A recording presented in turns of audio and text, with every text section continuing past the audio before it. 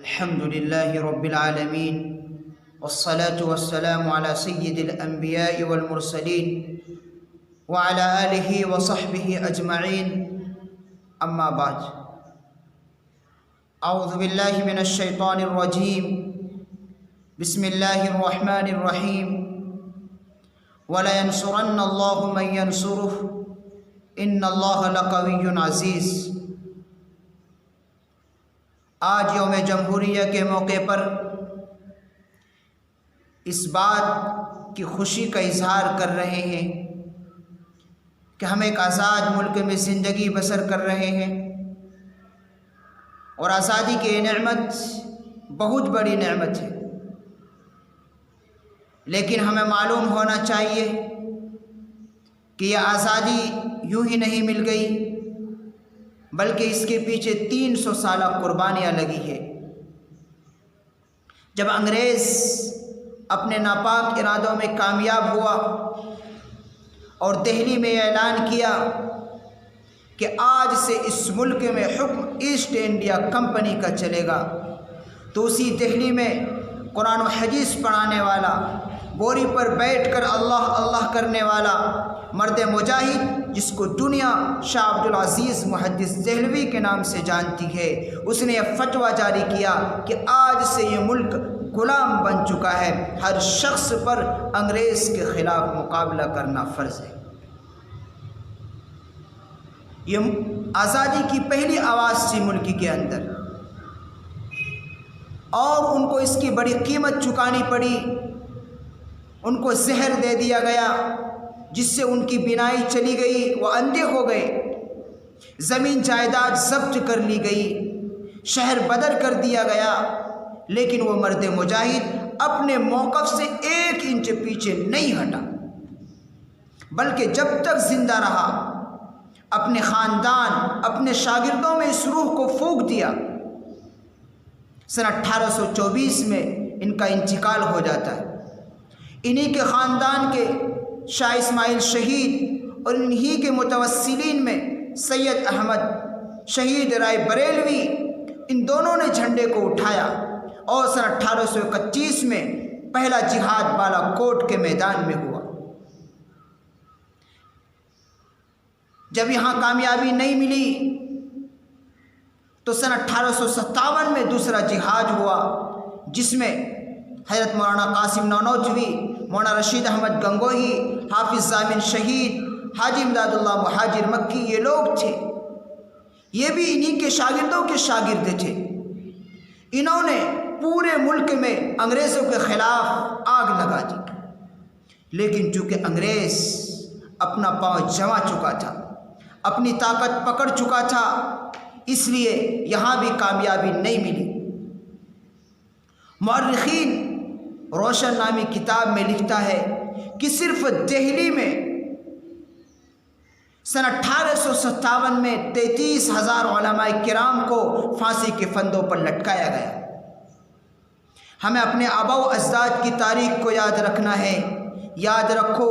جو قوم اپنے بزرگوں کی تاریخ کو بھلا دیتی ہے، دنیا سے اس کا نام و نشان مٹ جاتا ہے۔ ہمیں اپنے آباء و اجداد کی تاریخ کو یاد رکھنا ہے، ہمیں اپنے بزرگوں کی تاریخ کو یاد رکھنا ہے، اور انہی کے نقش قدم پر چلنا ہے، جبھی ہم اس دنیا میں اور اس ملک میں عزت کے ساتھ زندگی گزار سکتے ہیں۔ بہرحال بڑی مشقت سے، بڑی مجاہدوں سے یہ ملک 15 اگست 1947 میں انگریز کے پنجے سے آزاد ہوا۔ چونکہ اس ملک میں مختلف مذہب کے ماننے والے لوگ رہتے ہیں، اس لیے اس بات کا فیصلہ کیا گیا کہ یہاں ایک ایسا دستور بنے جو سیکولر ہو۔ کسی ایک مذہب کی چھاپ پورے ملک پر نہیں پڑنی چاہیے، بلکہ یہاں ہر شخص کو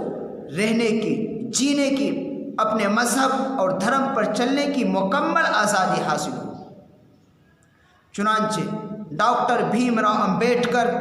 مولانا ابوالکلام آزاد اور ان کے ساتھ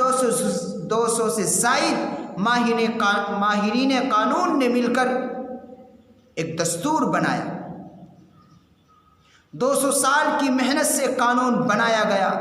ایک دستور بنایا گیا جس کے ذریعے اس ملک کو چلایا جائے،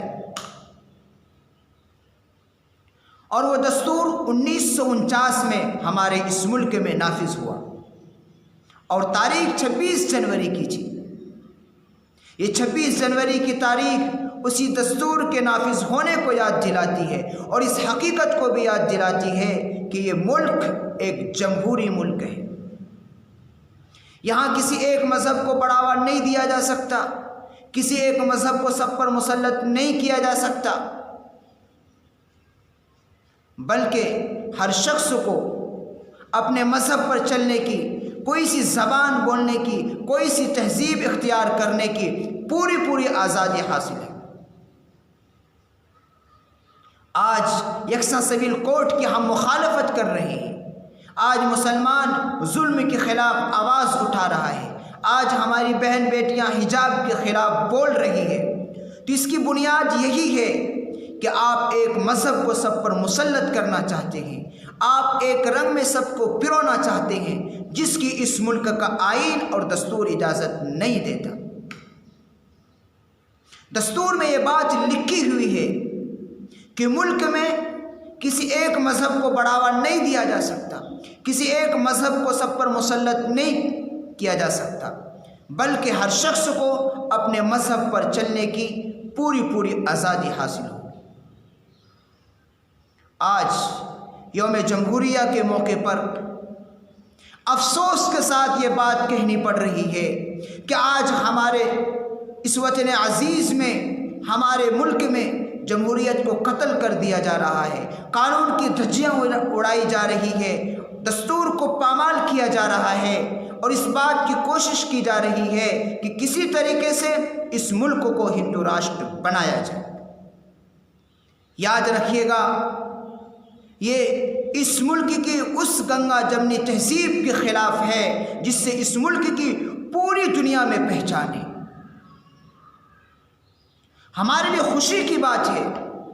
کہ ہمارے اس ملک میں مختلف مذہب کے ماننے والے لوگ رہتے ہیں،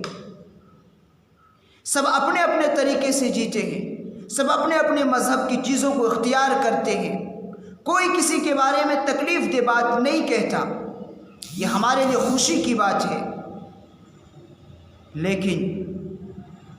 چند سالوں سے چند فرقہ پرستوں نے جو نفرت کا زہر پورے ملک میں گھولا ہے، ہم مجبور ہیں یہ بات کہنے پر کہ اس ملک کو، اس دیش کو تباہی اور بربادی کی طرف لے کر جا رہے ہیں۔ ہماری شریعت کو نشانہ بنایا جا رہا ہے، ہماری عبادت گاہوں پر اور مدرسوں پر بلڈوزر چلائے جا رہے ہیں، یہ اس ملک کی آئین اور دستور کے خلاف ہے۔ یہ ملک آگے بڑھے گا تو جمہوری نظام سے آگے بڑھے گا، یہ ملک ترقی کرے گا تو جمہوری نظام سے ترقی کرے گا۔ اس ملک کی بقا جمہوری نظام سے ہے۔ آپ ظلم کے راستے پر چل کر اس ملک کو ترقی نہیں کر سکتے، اس ملک کو آگے نہیں لے جا سکتے۔ قانون کی حکمرانی ہونی چاہیے۔ جو لوگ نفرت کا زہر کھول رہے ہیں ملک کے اندر، ان کو جیل کے سلاخوں میں ڈالا جائے، چاہے وہ کسی بھی مذہب سے تعلق رکھتا ہو۔ ڈبل اسٹینڈ نہیں ہونا کہ مسلمان ہے تو اس کو جیل کے سلاخوں میں ڈالا جائے، اور جو مسلمان نہیں ہے اس کو آزاد چھوڑ دیا جائے۔ اس طرح یہ ملک پوری دنیا کے اندر بدنام ہو رہا ہے۔ چند فرقہ پرستوں کی وجہ سے پورے ملک کی